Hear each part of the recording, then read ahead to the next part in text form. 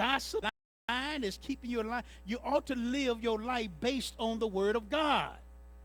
Now let's look at the three principles I gave you. The Word of God is live and active, and is sharper than any two-edged sword. It's able to cut out any issues in your life. The Word of God is bigger than your problems. It's stronger than your problems. It can do more for you than your problems. It can do more than the people that cause you problems. The Word of God is live and active, which means the Word of God does not take a break. It's piercing all the way to the marrow. And you got to understand the marrow. The marrow is where the blood is. Bone marrow, bone marrow. Sister Tina, you understand about the bone marrow? The bone marrow, where your blood is in your marrow. And so I used to have bone marrows for them to check to make sure if the leukemia had dried up, to make sure that my white blood count was right. And so they had to take a needle back like this and drill it in my back and pull out marrow, a bone that had blood in it. And if the blood was contaminated, oh yeah, he still have leukemia. But when the treatment came, they did a bone marrow and they pulled it out. Oh, he's clean.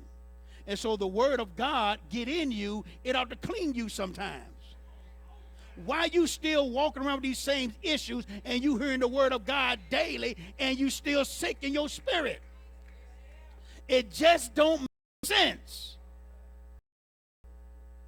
Okay, you might have been diagnosed as a liar and a gossiper and a fornicator and an adulterer, but when you get the right medicine in you, come on, so you used to be. You don't hear nobody say when they had breast cancer that I still got breast cancer. I'm a survivor. And you ought to survive the issues that you're going through.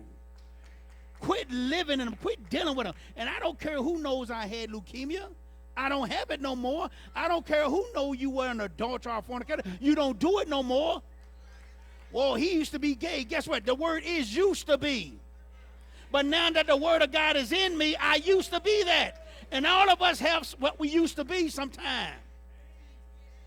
And quit allowing people to make you go back and be what God done took you out of. Because if you still in it, then guess what? The Word of God has not cut you yet. Look at your neighbor and say, neighbor, I'm ready to be cut. What about you? Now, the Word of God is live and is active. The Word of God is able to build you up.